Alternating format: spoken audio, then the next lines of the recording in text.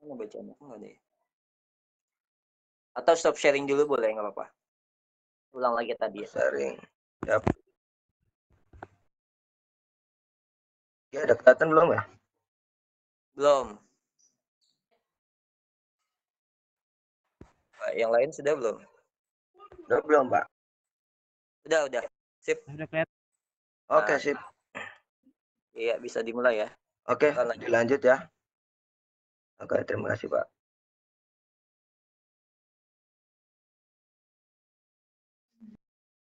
Oke, langsung aja untuk materinya. Saya buka PowerPoint-nya. Kelompok kami terdiri dari saya sendiri, kedua Marati, ketiga Selma, dan keempat Yeni, dan terakhir Mbak Khairunisa. Langsung saja untuk materinya. Pertama, mungkin Mbak Selma silakan disampaikan materi untuk slide pertama.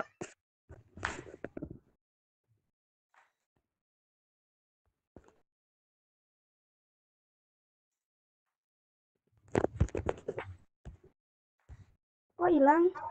Hilang ya? Bentar. Keluar. Nggak ada. Iya, keluar sendiri.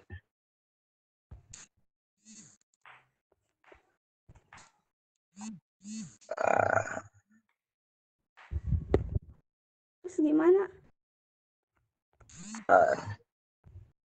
Nah, udah kelihatan kan? Udah ada.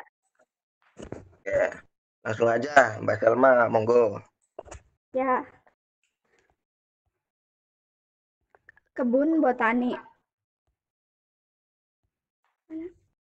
Kebun botani atau kebun raya adalah suatu lahan yang ditanami berbagai jenis tumbuhan yang ditunjukkan untuk keperluan koleksi, penelitian, dan konservasi ex situ atau di luar habitat.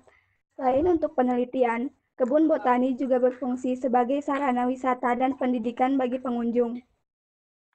Arboretum adalah semacam kebun botani yang mengkoleksi pepohonan.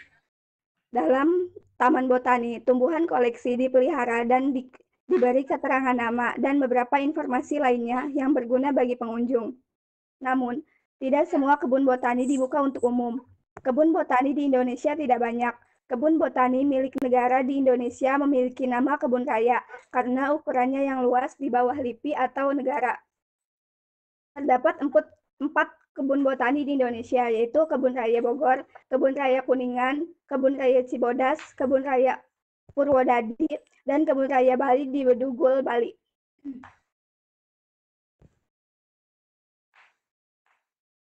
Oke, next.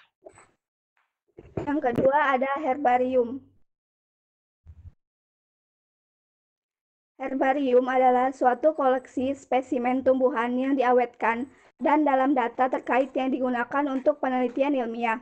Istilah ini dapat juga merujuk pada bangunan atau ruangan di mana spesimen-spesimen tersebut disimpan, atau pada lembaga ilmiah yang tidak hanya menyimpan, namun menggunakannya untuk penelitian. Herbarium dibuat dari spesies yang telah dewasa, tidak terserang hama, penyakit, atau kerusakan fisik lainnya. Tumbuhan herbabitus, pohon dan semak disertakan ujung batang, daun, bunga, dan buah. Sedang tumbuhan berbentuk herba disertakan seluruh habitus. Herbarium dibagi dua, yaitu herbarium basah dan herbarium kering.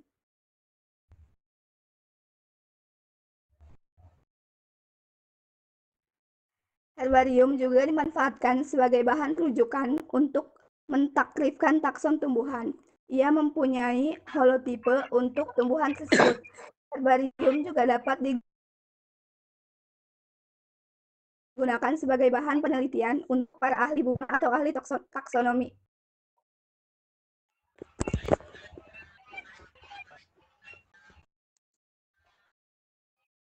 Nah, ini ada contoh herbariumnya, herbarium kering dan herbarium basah.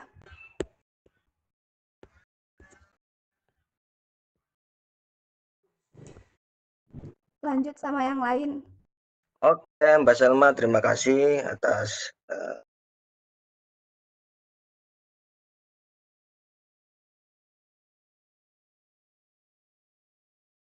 materi yang disampaikan. Untuk selanjutnya, kali ini, halo Iya. Mbak Yani, ayo. Udah kedengaran suaranya? Ya, udah nyampe. Ruang lingkup Monggo, dan lanjut. unsur-unsur taksonomi. Mana teksnya? Yang pertama, keanekaragaman tumbuhan. Keanekaragaman merupakan ungkapan terdapatnya beraneka ragam bentuk, penampilan, densitas, dan sifat yang nampak pada berbagai tingkat organisasi kehidupan, seperti ekosistem, jenis, dan genetik. Nilai keanekaragaman ditentukan dengan menggunakan angka indeks. Sumber variasi keanekaragaman. Yang pertama, variasi perkembangan. Variasi perkembangan ini ditentukan secara genetis. Contohnya pada tanaman cocor, bebek, atau kalanchoe pinnata. Yang kedua, variasi yang disebabkan lingkungan. Tumbuhan keseluruhan beraneka ragam, jenis menyimpang dalam tumbuhannya terhadap lingkungan. Perubahan ini disebabkan karena sinar, air. Sebagai contoh adalah tumbuhan kaktus. Daun tanaman ini bentuk seperti duri atau jarum dan tebal karena tumbuh di daerah yang sinarnya berlebih, yaitu di padang pasir atau gurun. Kuliah.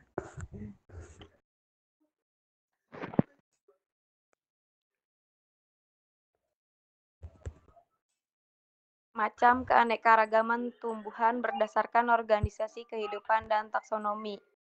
Yang pertama, keanekaragaman ekosistem didasarkan pada adanya variasi komponen-komponen penyusun ekosistem. Sebagaimana diketahui bahwa ekosistem merupakan satu kesatuan utuh antara makhluk hidup dengan lingkungannya. Baik lingkungan biotik maupun lingkungan abiotik, dan komponen-komponen tersebut saling berinteraksi di dalamnya. 2. Keanekaragaman komunitas. Keanekaragaman komunitas dibagi berdasarkan adanya perbedaan modus hidup, rantai energi, dan makan, interaksi, dan tingkatan takson. Yang ketiga, keanekaragaman jenis atau populasi.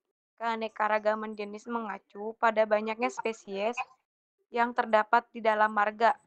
Faktor yang berpengaruh terhadap keanekaragaman jenis adalah pembatas kehidupan yang berupa tekanan dan gangguan yang dapat berupa faktor fisik, kimiawi, kompetisi antar individu dalam spesies, atau antar individu dalam spesies yang berbeda. Dilanjut sama yang lain. Oke, terima kasih Mbak Yani untuk penyampaian materinya. Lanjut ke slide selanjutnya mengenai sistematika tumbuhan. Untuk sistematika tumbuhan, monggo Mbak Anissa, silakan dilanjut untuk penyampaian materinya. Halo Mbak Anissa. Tes, halo. Mbak Anissa. Halo. Makanya nggak monitor nih. Mbak Marati ada? Halo. Halo.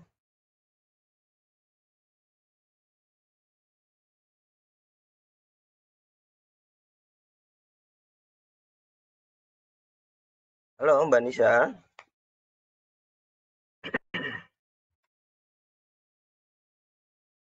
Ya, karena mungkin tidak ada sinyal ataupun ada keperluan, langsung saja untuk sistematik tumbuhan akan saya sampaikan. Pengertian taksonomi. Taksonomi sendiri berasal dari Yunani, yaitu taksis, yang artinya susunan, arrangement, dan nomos artinya hukum. Taksonomi merupakan susunan berdasarkan aturan tertentu. Taksonomi adalah ilmu pengetahuan yang mencakup identifikasi tanaman dan klasifikasi pada objek biologi yang bila dibatasi pada tumbuhan saja sering disebut dengan taksonomi tumbuhan. Taksonomi tumbuhan adalah ilmu yang mempelajari penelusuran, penyimpanan, contoh, pemeriaan, pengenalan, identifikasi, pengelompokan, itu klarifikasi tanaman, dan penamaan.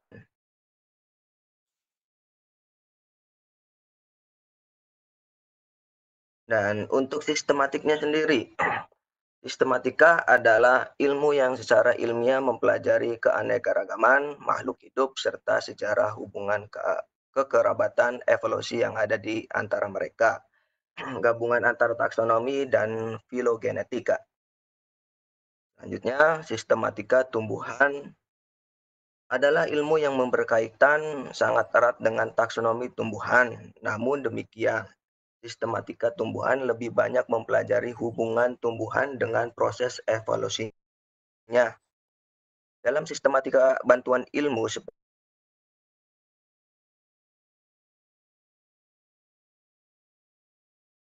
seperti filogenik dan lain banyak mempelajari aspek penanganan sampel-sampel eksperimen tumbuhan dan pengelompokan klasifikasi. Dari sini Mbak Marati, Mbak Nisha. Suara saya kedengeran nggak, Mas? Ya, kedengeran tuh. Oh, kedengeran ya? Yes, yuk. Oke ya. Yuk lanjut untuk slide terakhirnya mengenai klasifikasi. Monggo Mbak Nisha. Klasifikasi penempatan tumbuhan ke dalam itu yang sesuai dengan sistem tata nama. Pertama ada sistem tumbuhan, kingdom, division, divisio, subdivisio, kelas, subkelas atau subkelas, ordo atau bangsa, subordo atau subbangsa, familia atau suku, genus atau marga, spesies atau jenis. Oke, udah disampaikan ya.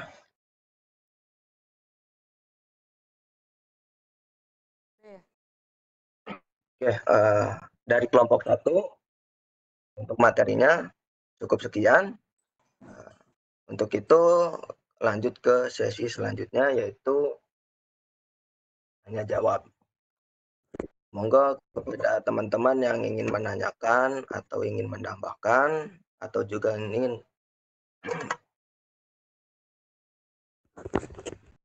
halo. Sinyalnya.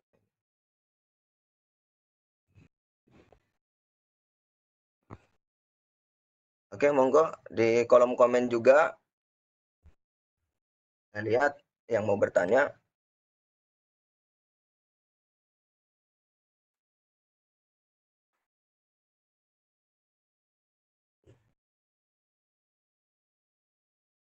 Halo, ada yang mau bertanya? Silakan yang ingin bertanya siapa tuh?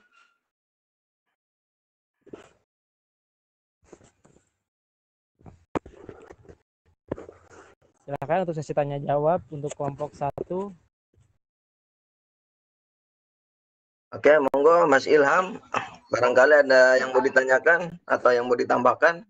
Alia mau nanya. Ada, Pak Iman. Ya, monggo sampaikan. Suara Alia kedengeran nggak? Kedengaran dong. Tolong jelasin dong, kan herbarium itu ada 2 tuh, basah sama kering. Tolong jelasin dong mendetailnya herbarium basah sama kering.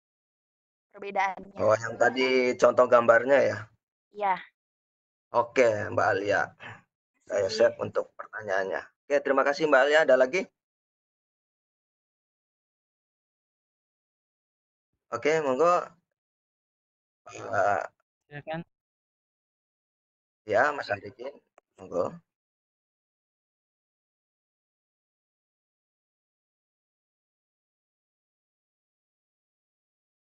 Keuntungan kebun botani dan herbarium. Ya, kelebihan dan kekurangannya. Oke, dicatat, noted. Oke, sama-sama, Mas Arifin. Ada lagi, satu lagi, monggo.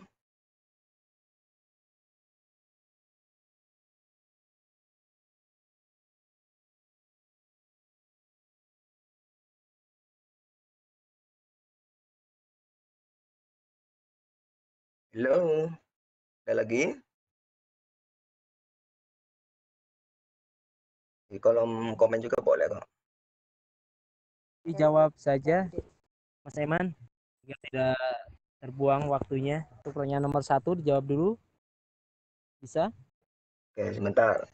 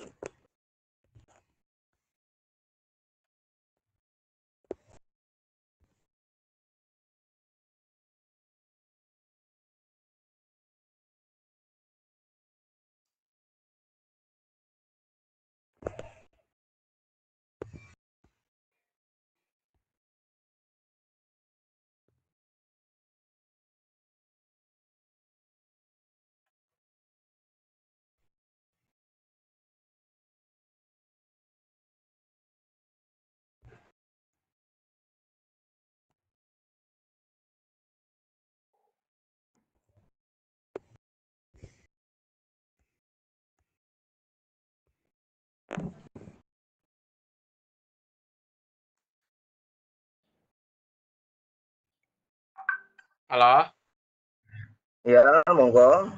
Ada lagi? mau nanya dong, mau nanya. Monggo. Mas Ade ya? Apa deh? Gue lagi baca. Ya ampun, amat sih. Gue dari tadi mau nanya begini, susah banget, gila. Jelaskan, bentar nih. Jelaskan urutan penamaan dalam menuliskan suatu nama Latin tumbuhan. Urutannya apa? Ade ulangi. Mas Ade, jelaskan urutan penamaan. Dalam nama ilmiah tumbuhan. Rasa kurusuk. Gimana, Dek? Jelaskan penulisan urutan penulisan dalam menuliskan nama ilmiah tumbuhan.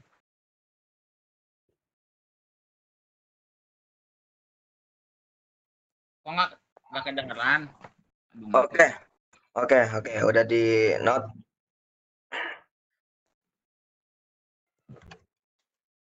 Oke, sementara mungkin mohon diberi waktu untuk mendapatkan jawabannya. Mungkin sekitar 10 menitan atau 5 menitan ya. Mohon ditunggu. sama, entar paketannya habis.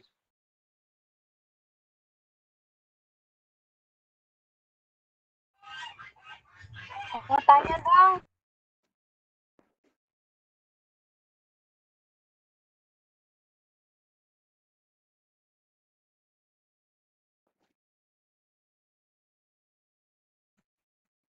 Oke, untuk pertanyaan pertama ya, tadi mengenai perbedaan herbarium basah dan kering.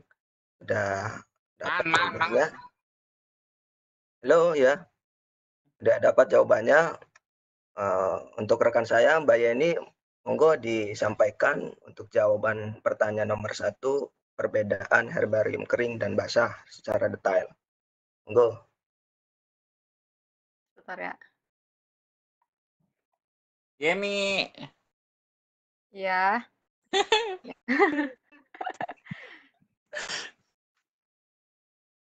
Bentar. Kok hilang sih?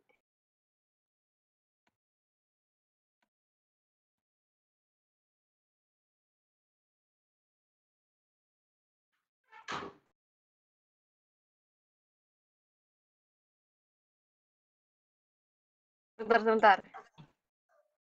Oke, nyantai aja.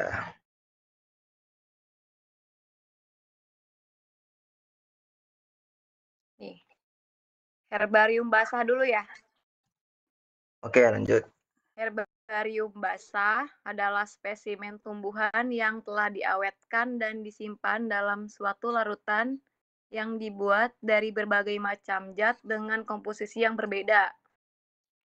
Komponen utamanya yang digunakan dalam pembuatan larutan pengawet itu antara lain alkohol dan formalin.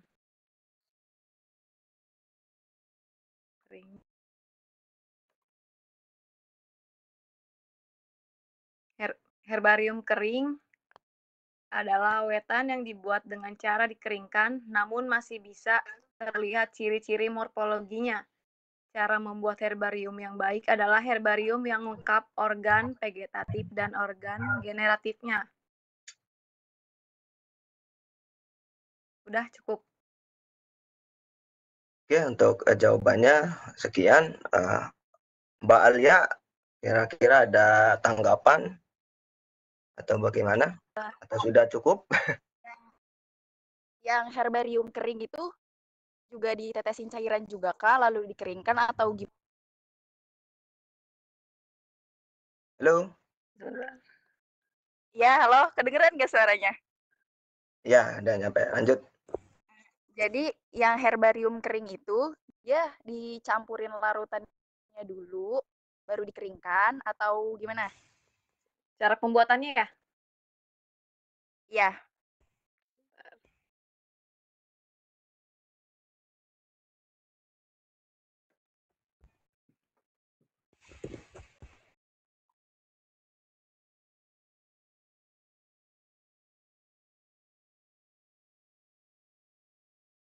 Itu tadi pertanyaan yang dari Ade apa sih? Jelaskan urutan penulisan dalam nama ilmiah tumbuhan. Kurang lebihnya seperti itu. Urutan penulisan ilmiah. Ya.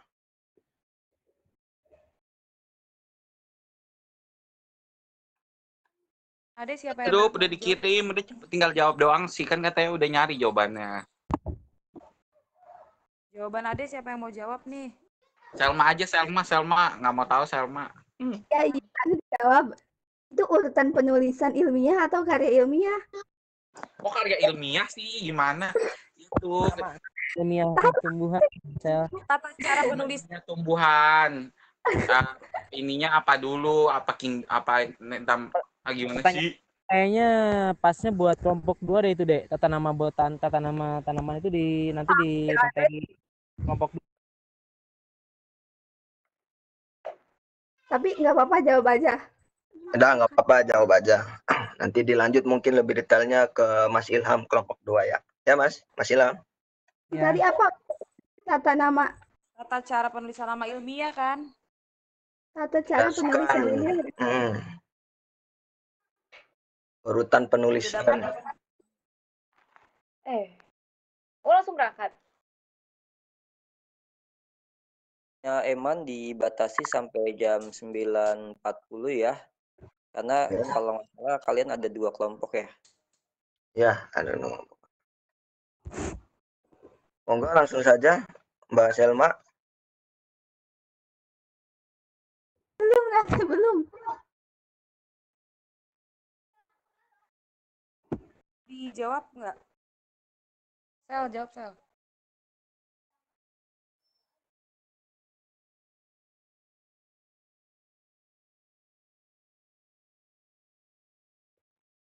Halo Mbak Selma, monggo karena waktu sudah Ayo mendekati Sel, apa mau dijawab nggak 9.40. Ade?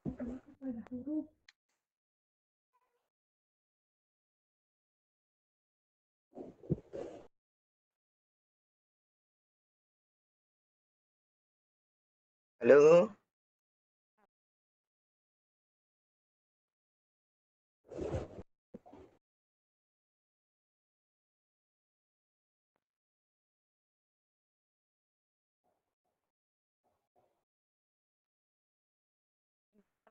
Mana guys? Halo Selma.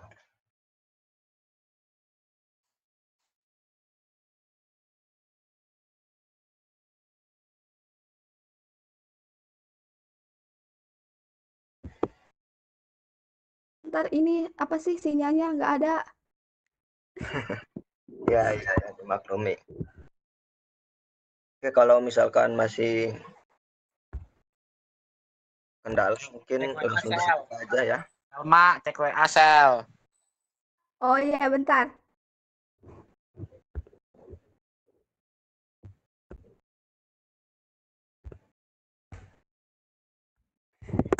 Ini mau jawab yang itu, yang pertanyaan dari Adek. Silakan. Urutan penamaannya atau binomial nomenklatur kan. Yang pertama itu pada teks dengan huruf tegak atau huruf Latin. Nama ilmiah itu ditulis dengan huruf miring atau huruf italik.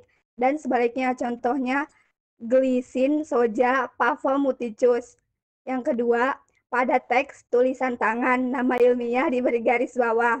Yang terpisah untuk nama genus dan nama spesiesnya.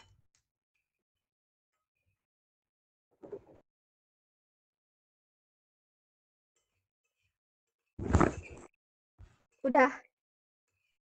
Oke, karena waktunya udah cukup dan udah berakhir untuk kelompok kita, mungkin secara singkat aja ya tadi pertanyaan dari Mas Arifin, kelebihan ataupun kekurangan dari kebun botani. Nah, untuk yang saya dapatkan, kelebihannya itu berfungsi untuk konservasi, tugas melestarikan plasma, substansi pembawa sifat keturunan yang sudah mencapai titik kritis. Itu yang satu untuk konservasi. Dan yang kedua untuk penelitian. Penelitian ini bisa mengenali potensi yang tersimpan dari plasma nutfah yang ada di kebun raya. Misalnya untuk sumber pangan ekonomi. Itu untuk penelitian. Kedua yaitu untuk pendidikan.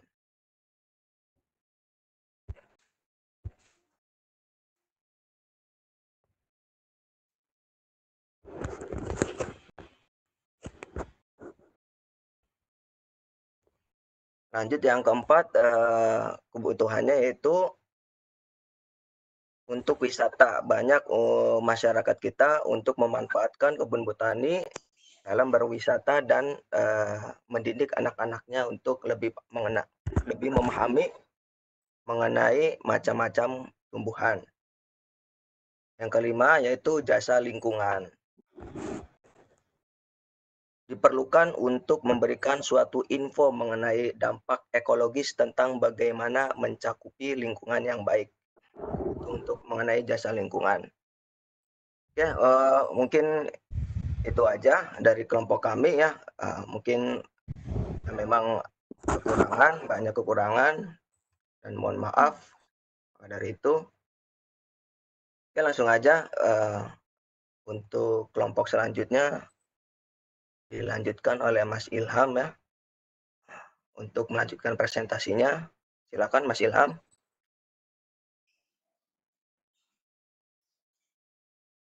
Halo Mas Ilham. Sudah selesai ya? Ya, lanjut. Ya, lanjut ke kelompok selanjutnya aja, Ham. Soalnya udah jam 9.43. Nah, kelompok 2 itu akan dipresentasikan sama Ayu. Ayu.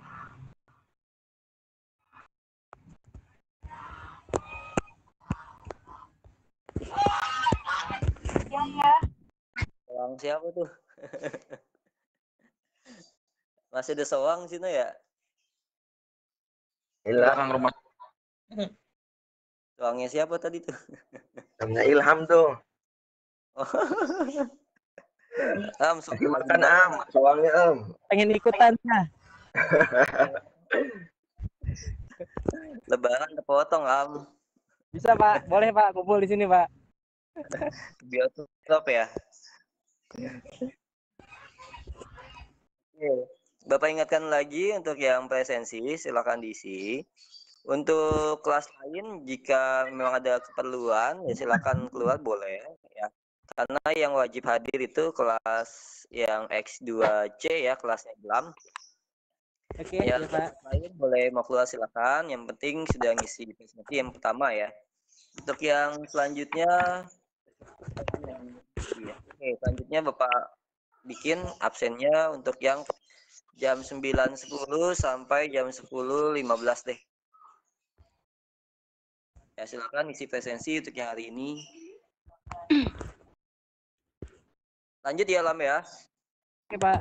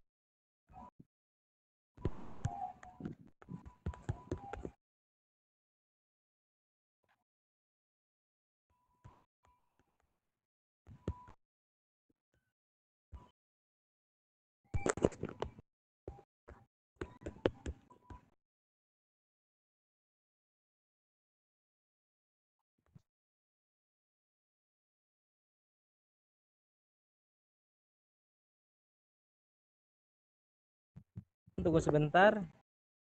Ayo, agak susah untuk masukin kontennya. Ayo.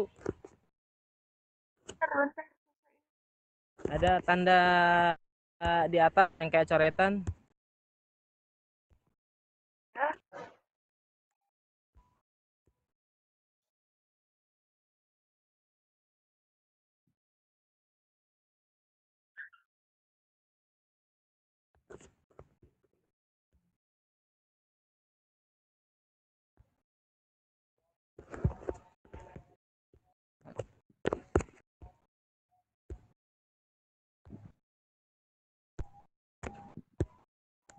Bentar.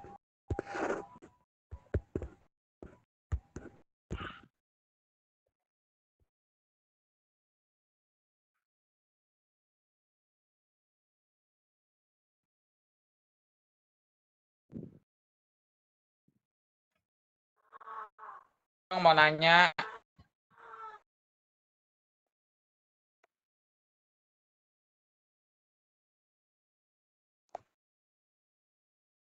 Sulaiman. Ayo pakai laptop, tolong diarahkan tadi cara masukin bagaimana? Halo, ayo. Yuk. Ya, Itu kan udah masuk ke tampilan awal tuh. ya terus Nah, gimana Ayu tuh? udah jadi host belum itu atau presenter Udah, itu? Udah, Man. Harus diatur dulu syaratnya kayaknya. Nggak bisa diklik. Yang ini kan pojok kanan atas. Bukan yang tengah-tengah tuh. Tengah-tengah mana sih? Yang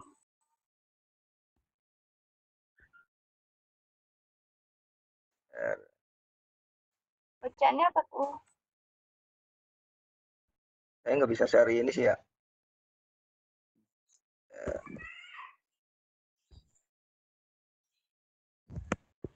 Boleh Lam diliatin dulu caranya si Oke, Pak. Sulaiman. Coba dioper dulu ke saya Sulaiman.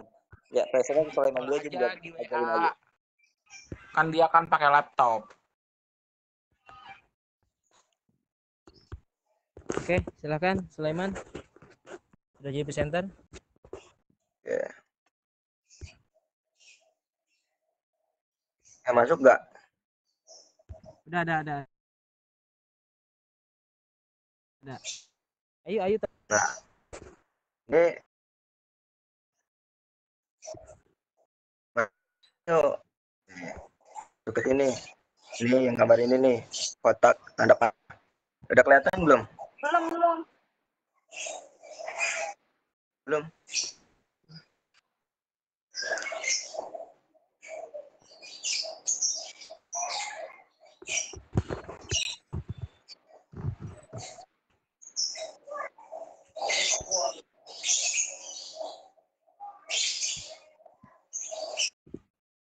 Halo. Iya, yang mana?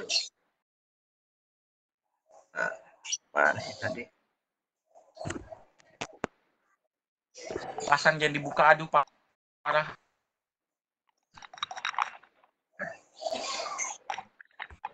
Mana tadi ya?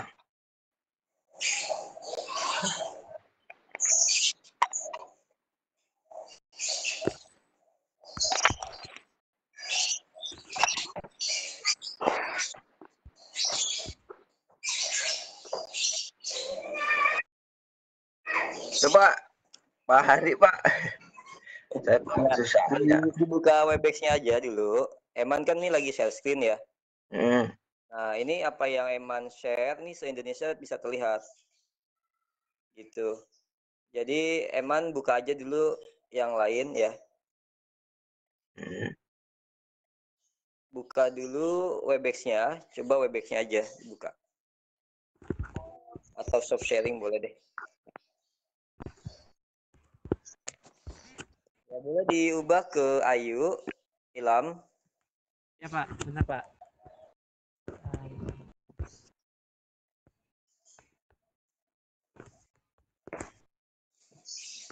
Oke. Ya, sekarang sama kayak tadi Eman ya. Eman tadi di atasnya juga kan ada tombol screen ya, Man ya. Kalau di laptop di sebelah mana ya? Kalau nggak salah di sebelah kanan ya. Di tengah-tengah tuh, Pak. Di tengah-tengah share konten ya. Sebelumnya ada kalau nggak salah di atas ada dua tombol ya kalau di laptop. Jadi tombol di tampilan awal kan itu ada atas nama Hari Bagus tuh. Itu paling bawahnya tuh. Ada kan? Oke. Silakan Ayu, coba dilihat ada apa aja bacaan di situ. Yang paling atas ya, Pak? Ada bacaan screen. Coba di screen.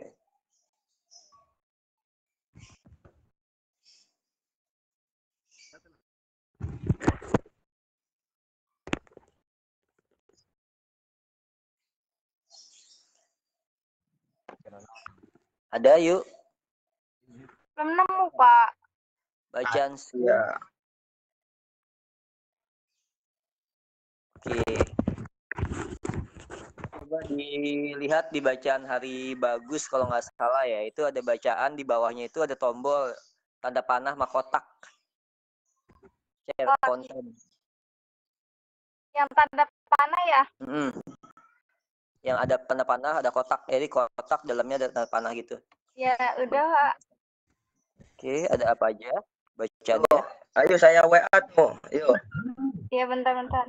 Dibantuin Mas Kang Sulaiman tuh. Coba japri tuh.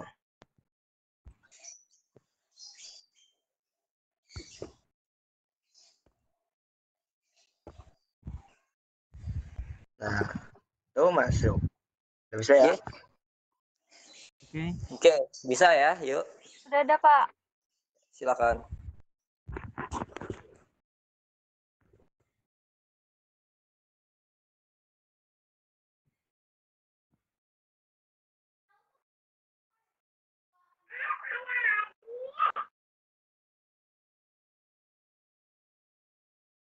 Udah masuk ya? Ya, udah masuk.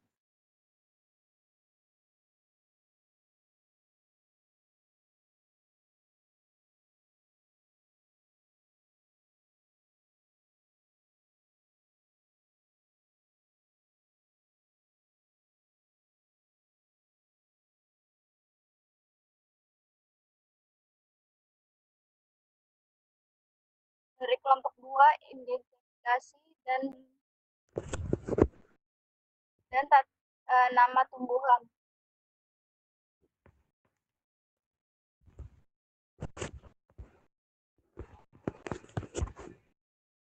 Apa kimia?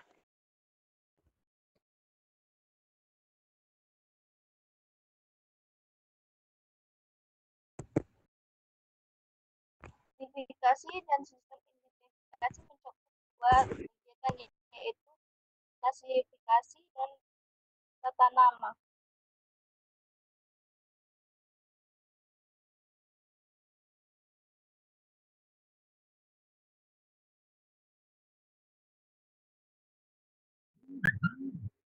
Identifikasi dan sistem identifikasi. Identifikasi merupakan kegiatan dasar dalam taksonomi. Identifikasi mencakup dua kegiatan, yaitu klasifikasi dan tata nama. Identifikasi tumbuhan yang belum dikenal oleh dunia ilmu pengetahuan. Identifikasi tumbuhan yang belum dikenal oleh dunia ilmu pengetahuan, yaitu identifikasi tumbuhan yang mana kita belum mengetahui untuk taksonomi tumbuhan tersebut, akan tetapi sudah dikenal oleh dunia ilmu pengetahuan.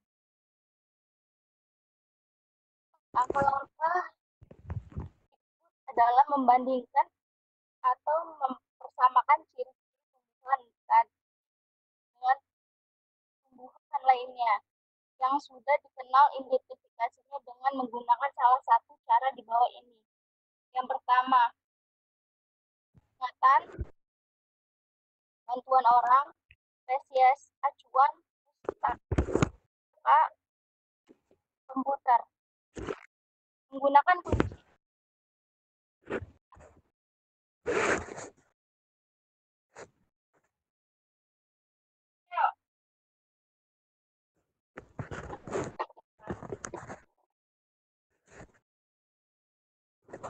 Menggunakan ingatan, pendeterminisasi ini dilakukan berdasarkan pengalaman atau ingatan kita. Kita mengenal suatu tumbuhan secara langsung karena identitas tumbuhan yang sama sudah kita ketahui sebelumnya. Misalnya didapatkan kelas atau pernah mempelajari, pernah memberitahukan orang lain dan lain-lain. Bantuan orang. Pendeterminasi dilakukan dengan meminta bantuan ahli-ahli botani tematika yang bekerja di pusat-pusat penelitian botani tematika atau siapa saja yang bisa memberikan pertolongan seseorang ahli. Umumnya dapat cepat melakukan pendeterminasi karena pengalamannya, dan kalau menemui kesulitan maka dia akan menggunakan kedua cara berikutnya. Tes acuan. Pendeterminasi tumbuhan dapat juga dilakukan dengan membandingkan secara langsung dengan spesimen acuan yang biasanya diberikan Putus suaranya. Spesimen tersebut bisa berupa tumbuhan, misalnya koleksi di kebun raya, akan tetapi spesimen acuan yang umum dipakai adalah kering atau herbarium. Maka cara lain untuk mendeterminasi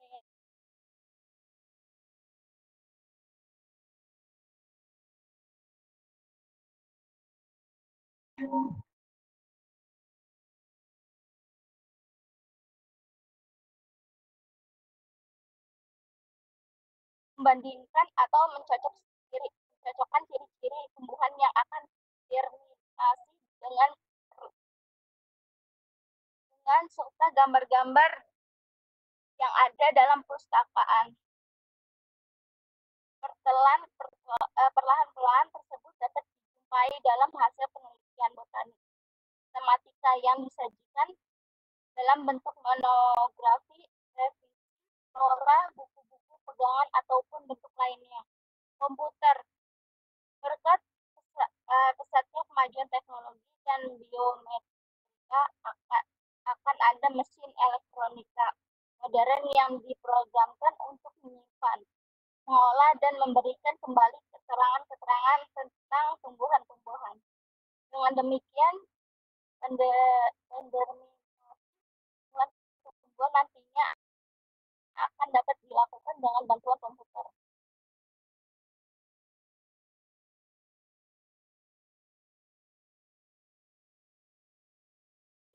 Determinasi yaitu membandingkan suatu tumbuhan dengan satu tumbuhan lain yang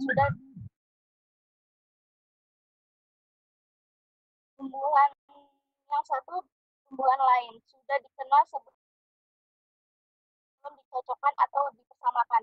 Menggunakan kunci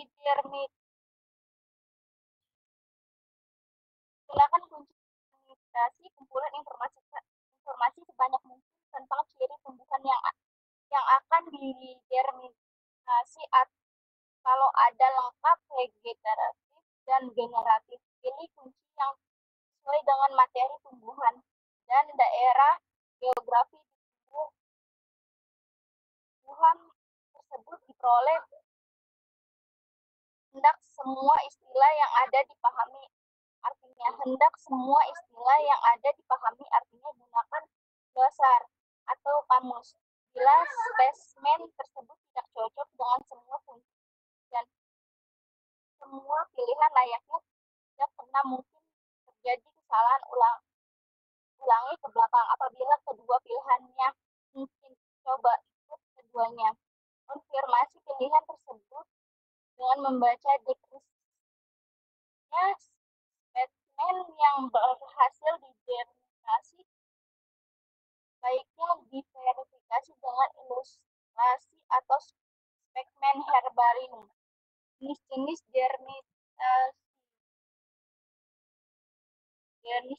kunci determinasi. Yang pertama, kunci analisis. Analisis merupakan kunci yang paling umum digunakan dalam pustaka. Kunci ini sering juga disebut dichotomi sebab terjadi atas sederetan bait atau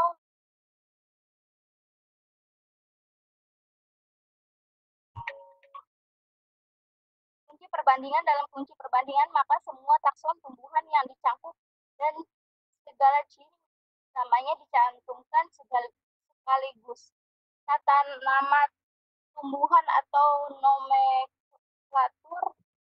Cara pemberian nama itu melibatkan asas-asas yang diatur oleh peraturan-peraturan yang dibuat dan disahkan Kongres Botani Sedunia. Peraturan-peraturan tersebut secara formal dimuat pada Kode Internasional Tata Tumbuhan International Code of Botany Nomenklatur, yaitu prinsip-prinsip peraturan tata nama tumbuhan. Konsep nama ilmiah, nama-nama genera, petunjuk jenis, autor, penanaman, kultivar, dan varietas. Tata nama botani tidak berhubung dengan tata nama zoologi. Tata nama botani tidak berhubung dengan tata nama zoologi. Nama yang sama yang diberikan pada tumbuhan bisa juga digunakan ahli zoologi pada hewan. Pelaksanaan penanaman di dalam kelompok taksonomi ditemukan dengan menggunakan tipe tata nama. Untuk famili adalah genus. Untuk genus adalah tipe, untuk jenis adalah spesimen, dan seterusnya.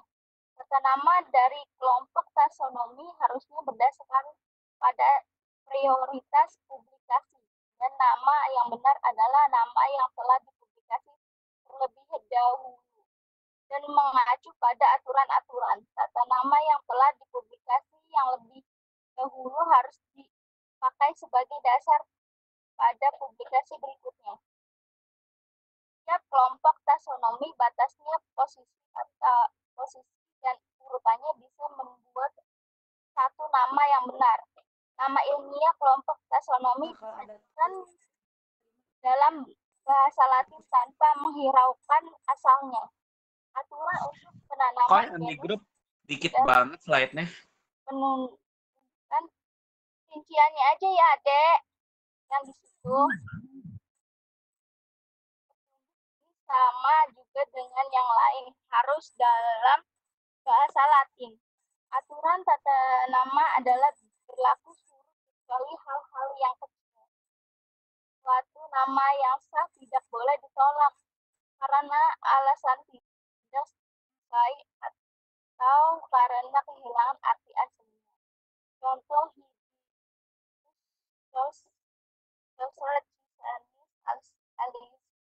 aslinya bukan dari perubahan nama hanya boleh dilakukan bila sudah betul-betul ditulis taksonominya. Nama ilmiah suatu jenis merupakan penggabungan tiga hal: genus, spesies, epitet, petunjuk jenis, author.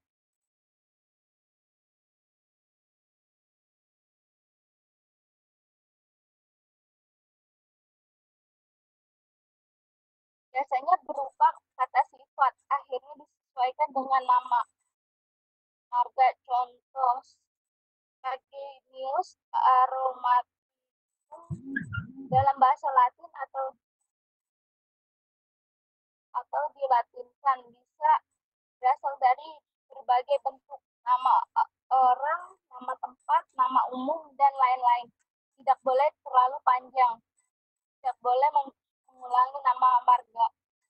Tulis dengan huruf kecil dan apabila terdiri dari dua kata harus diberi tanda sambung. Contoh Rosa sinensis atau Pumea rescapre. Author adalah nama pengarang yang menerbitkan nama sah takson. Pertama kali tujuan pencantuman nama author adalah supaya menunjukkan nama suatu takson tepat dan lengkap serta mempermudah penelitian tentang keabsahan nama. Contoh Gausus carota. Tata nama takson sesuai dengan KTT. Spesies, genus, familia, ordo, klasis, division, regnum, hingga takson bawah spesies. Spesies, bahasa Latin, spesies.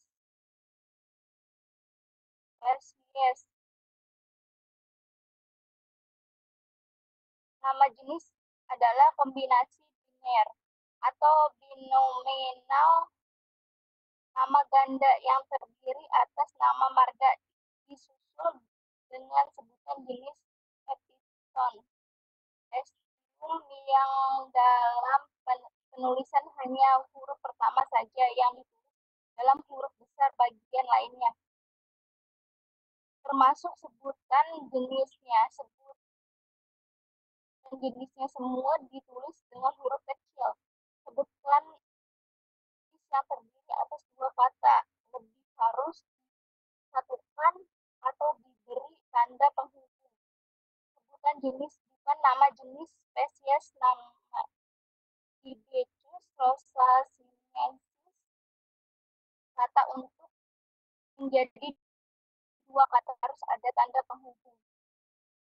Belakang nama spesies harus dituliskan nama orang yang pertama kali memberi nama spesies. Kata Lignasius tidak ditulis miring atau garis bawah, dan jenis boleh terdiri atas kata yang merupakan ulangan yang sama atau hampir sama nama marga dengan atau tanpa ditambah lambang yang telah ditranskripsikan. Contoh Boldus, linaria, Astutum, Acuminus. genus. Nama marga merupakan kata benda berbentuk mufrad, kata atau kata lain yang diperlakukan sebagai kata yang bersifat demikian. Nama marga dalam bahasa Latin terdiri dari satu kata, misalnya morus,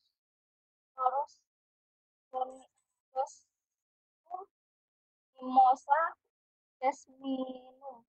Nama marga tidak dibenarkan berupa istilah yang lazim, bahkan dalam morfologi tumbuhan seperti radicula atau tuber, kecuali bila pemberian nama itu telah terjadi sebelum 1 Januari 1912. Nama marga tidak boleh terdiri dari 2 kata atau kedua kata itu harus disatukan dengan tanda penghubung, misalnya upa, ursi. Saran untuk membentuk nama marga. Kata-kata yang tidak masuk sebagai nama marga tidak dapat dianggap sebagai nama marga, misalnya Annius. Kata ini oleh penulisannya digunakan untuk beberapa marga yang belum ada namanya. Saran untuk membentuk nama marga agar sedapat mungkin menggunakan bentuk Latin, menghindari penggunaan kata-kata yang tidak mudah disesuaikan dengan bahasa Latin, tidak menggunakan kata yang panjang dan sukar dilafalkan dalam bahasa Latin, tidak menggunakan gabungan kata bahasa yang berlainan, menghindari penggunaan kata sifat sebagai benda, tidak menggunakan nama orang yang tidak ada kaitan dengan ilmu tumbuhan, tidak menggunakan kata yang dijabarkan dari sebutan jenis. Contoh nama genus: Thespie, Pulcherifera, berasal dari kata seorang ahli botani bangsawan Italia. Berasal dari kata Gecko, nama bangsawan Spanyol. Familia, nama-nama suku merupakan satu kata sifat yang diperlakukan sebagai kata benda yang berbentuk jamak. Biasanya diambil dari nama marga yang dipilih sebagai kata nama ditambahkan akhiran acea, misalnya Malvaceace, Poaceace. Dari poa ditambahkan aecea. Kadang-kadang nama yang tidak sesuai dengan peraturan di atas tetap dipakai karena dengan nama ini dapat menunjukkan ciri khas dan takson tersebut. Para familia dikenal dengan nomina familium. Ordo.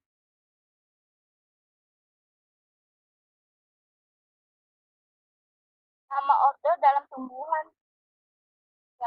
tumbuhan adalah nama dalam bahasa Latin, terdiri dari satu kata, didasarkan pada kata pokok salah satu famili yang termasuk ordo itu akhirannya eae diganti dengan ales.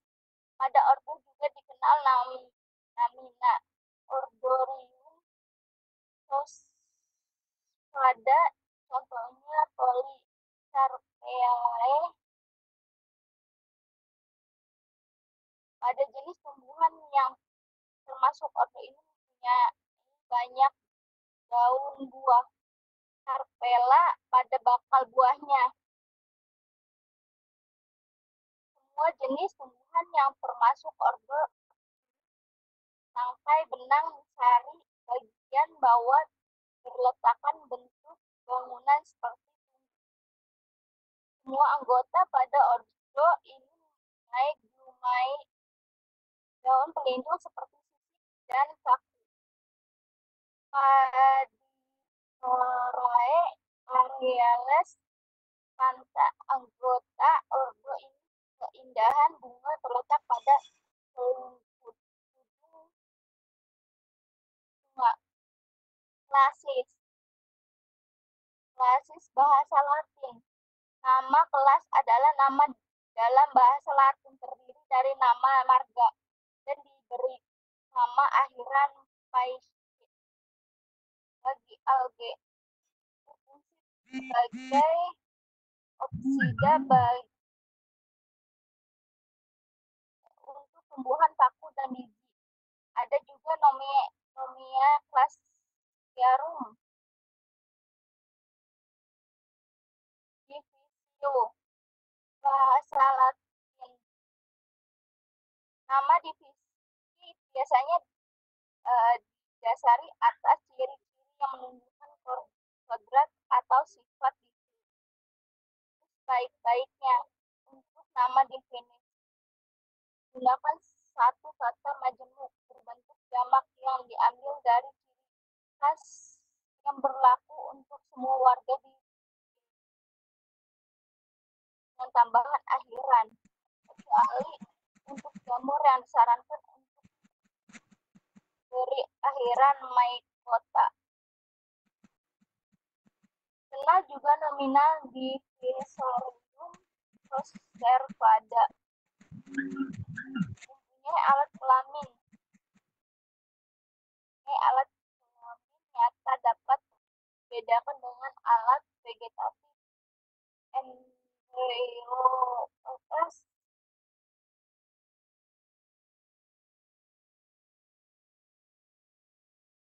Penemu sel kelamin jantan dan betina harus melalui pembuluh. Bila phylum yang masih dijumpai dalam pustakaan tastronomi lama tidak lagi digunakan dalam tastronomi tumbuhan, yang digunakan adalah istilah divisio regnum. Regnum bahasa Latin. Konsepnya digunakan untuk menunjukkan keseluruhan tumbuhan atau hewan yang lalu masing-masing disebut tumbuhan, regnum, platarium, dan dunia hewan. Taksonomi bawah spesies. Dalam suatu jenis dapat dibedakan beberapa kategori berturut-turut. Adalah anak jenis, spesies, varietas, anak varietas, forma, dan anak forma. Nama takson di bawah tingkat jenis terdiri atas nama jenis dan suatu sebutan yang dihubungkan dengan istilah untuk takson di bawah tingkat jenis yang dimaksud, sehingga nama sekarang kurang terdiri atas kata nama jenis, satu kata untuk takson di bawah dan satu kata yang merupakan istilah untuk takson di bawah tingkat jenis yang maksud. Contoh: Redlantus, Decius, Sabderifarius alba.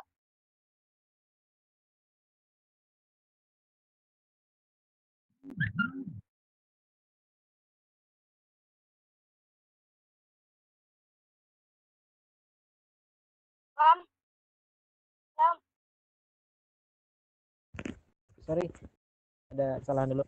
Maaf, Pak Subhan. Materi kita kan ada dua, satu identifikasi data tanaman tumbuhan, yang kedua pencirian dan sumber bukti taksonomi. Nah, untuk pencirian dan sumber bukti taksonomi itu kita kayaknya hari ini tidak sempat untuk menjelaskan, karena kita juga nanti ada pelajaran online selanjutnya kimia dasar, Pak. Jadi untuk pencirian dan sumber bukti taksonomi dipercepat aja, karena kan ya, kalian mata kuliahnya ganti itu jam 10.30 kan. Soalnya awalnya 10.15 sih Pak. Terus masalahnya di kita juga ada kesalahan teknis juga. Untuk materinya belum kita masukkan ke slide, Pak. Itu, Pak. Oh gitu. Ada kesalahan. Oh, apa harus kita jelaskan saja untuk pencirian dan sumber bukti aja sebisanya ya, 5 menit ya. Oke, Pak. Coba.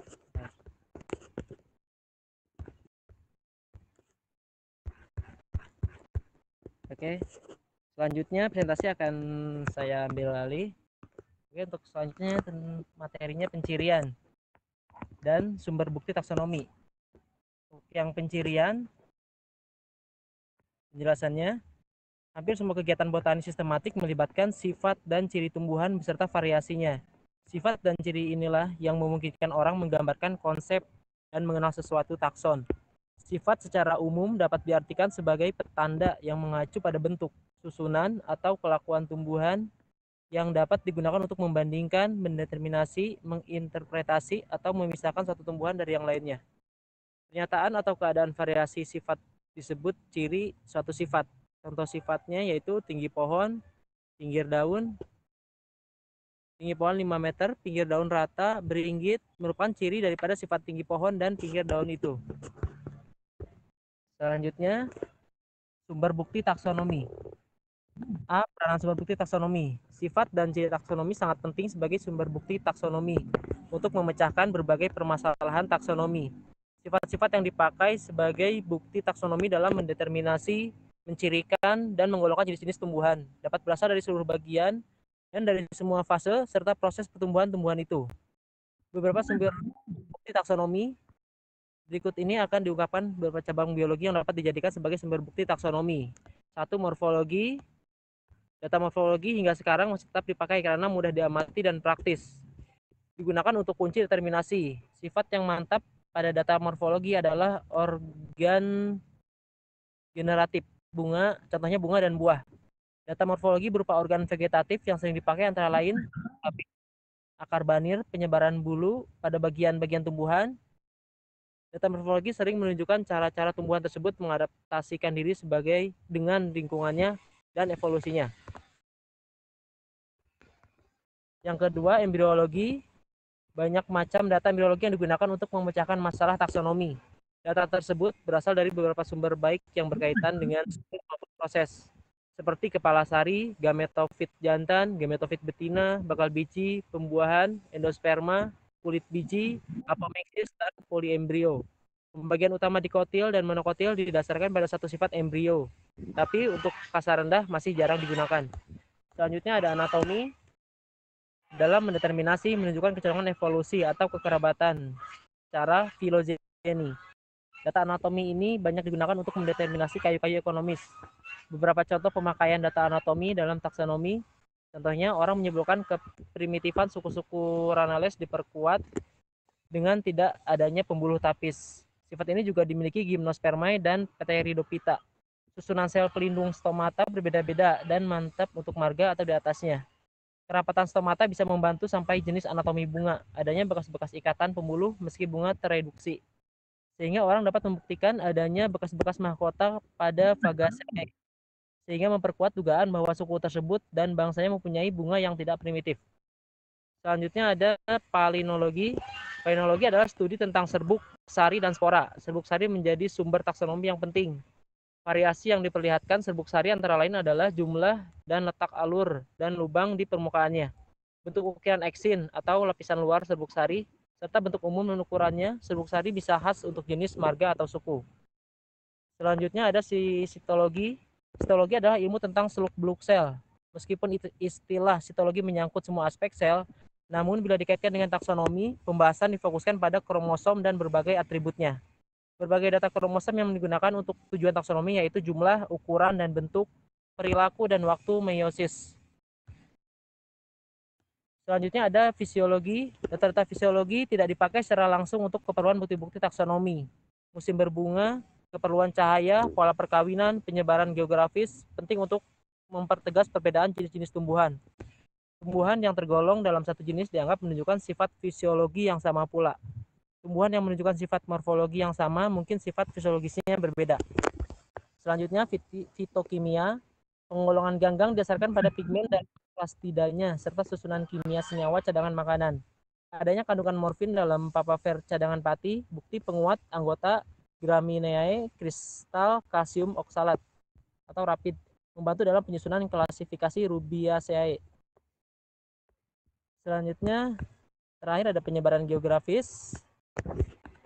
Memegang peranan penting dalam menentukan apakah suatu kelompok populasi perlu diberlakukan sebagai jenis tersendiri atau cukup sebagai subspesies, varietas, atau forma. Erat hubungannya faktor ekologi yang menentukan beberapa sifat biologi, mempelajari asal-usul, sejarah perkembangan, dan evolusi takson. Dengan data penyebaran, setiap jenis dapat diselidiki daerah paling banyak jumlah jenis dan paling besar variasi ciri-cirinya yang dianggap sebagai pusat keanekaragaman dan sering dianggap tempat asal evolusi takson itu. Oke, sekian untuk penjelasan tentang pencirian dan sumber bukti taksonomi. Oke, sudah selesai Pak Subhan untuk presentasi kelompok 2.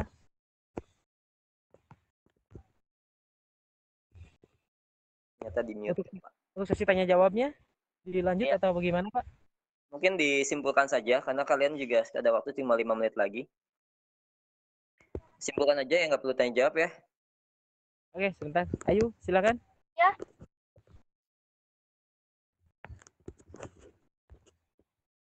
Ya, karena kan kalian jam 10.30 udah selesai. Oke, Ini silakan. simpulannya ya, Pak. Ya, simpulkan, setelah itu tutup ya. Oke, saya ambil alih aja. Untuk kesimpulannya, sumber bukti taksonomi dapat berasal dari cabang-cabang biologi, antara lain morfologi, embriologi, anatomi, palinologi, sitologi, fisiologi, dan fitokimia. Sifat dan ciri taksonomi sangat penting sebagai sumber bukti taksonomi untuk memecahkan berbagai permasalahan taksonomi. Sifat-sifat yang dipakai sebagai bukti taksonomi dalam mendeterminasi, mencirikan, dan menggolongkan jenis-jenis tumbuhan dapat berasal dari seluruh bagian dan semua fase serta proses pertumbuhan tumbuhan itu sendiri. Oke, sekian kesimpulan dari presentasi kelompok kami. Baik, alhamdulillah selesai semua presentasi hari ini ya. Bapak ingatkan untuk yang presentasi dan semua yang hadir untuk mengisi presensi kehadiran. Baik, Dan Pak. NPM jangan sampai salah NPM-nya ya. Oh, iya, Karena Pak. NPM itu akan record ya. Jadi Bapak bisa melihatnya dari NPM-nya. Oke. Iya, Pak. Oke, terus satu lagi untuk yang materi ya, pemateri nanti disiapkan lagi untuk minggu depan ya, Ilham ya. Temennya siapa? Dan Satu pertemuan, satu kelompok ya, Pak? Ya, satu pertemuan satu kelompok buat besok. Oke, terus yang belum gabung di kelasnya Google Classroom, silakan masuk ke Google Classroom. Oke. Ya, jadi nanti tugas materi yang tersimpan itu PPT kalian, share-nya ke Google Classroom ya, Oke, biar Pak. gampang merapikannya juga. Oke, kalau ada pertanyaan bingung tanya Bapak aja.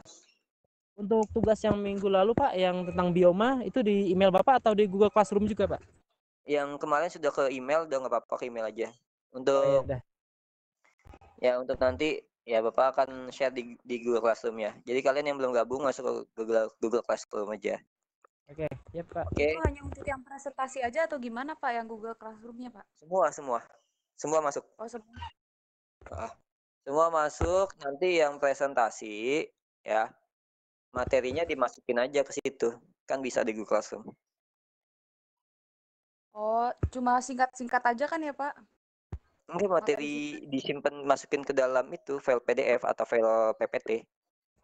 Oh, file PDF yang presentasi tadi dimasukin ke dalam itu ya Pak? Google Classroom PDF boleh, PPT juga boleh. Ya, jadi nanti teman kalian juga kalau mau buka bisa buka sendiri gitu. Oke. Jadi bisa ngebuka sendiri, bisa download sendiri ya. Bapak juga kalau ngasih materi bisa ke situ, kalian bisa download sendiri, bisa juga kalian nanti kalau lagi di mana-mana sambil buka silahkan aja.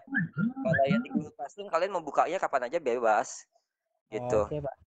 Ya, terus untuk yang absen jangan di-share ke grup kelas ya, karena untuk absen yang di Webex itu harus yang mereka yang hadir. Oke. Yang nggak hadir, kalau dia hadir pakai HP orang lain nggak apa-apa. Yang penting dia ikut menyimak. Iya Pak. Ya oke, mungkin itu aja dari Bapak ya. Bapak. Makasih ya Pak. Ya. Oke, mudah-mudahan ya terima kasih semuanya. Ya, assalamualaikum warahmatullahi wabarakatuh. Tetap semangat semua. Ya, jaga kesehatan masing-masing. Ini Bapak tutup kelasnya ya. Bapak tutup nanti semuanya akan bubar semua. Terima kasih. Baik, Pak. Terima kasih banyak, Pak.